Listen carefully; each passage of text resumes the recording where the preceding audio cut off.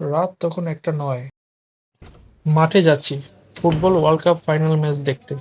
আজকে Spain versus আর্জেন্টিনার খেলা। আমার সামনে দিয়ে বাবা ছেলে একসাথে খেলা দেখতে যাচ্ছে। মাঠে পৌঁছতে পৌঁছতে তখন ঘড়িতে ১টা ১৩ বাজে।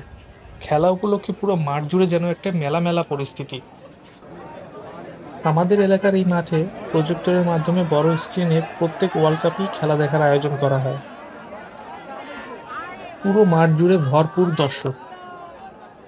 খোলা আকাশের নিচে এই মাঠে সকলে মিলে একসাথে বিগ স্ক্রিনে খেলা দেখার একটা আলাদা ফিল আছে।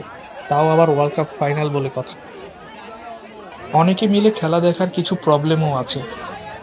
যেমন এই যে মারামারি লেগে গেছে। আরে ভাই, খেলাকে তো খেলার মতো এনজয় করা উচিত। হ্যাঁ, এত সিরিয়াস কেন? খোলা মাঠে মৃদু বাতাস এবং ঝিরি বৃষ্টি হচ্ছিল। তাও প্রচুর মানুষের চাপে গরম লাগছিল।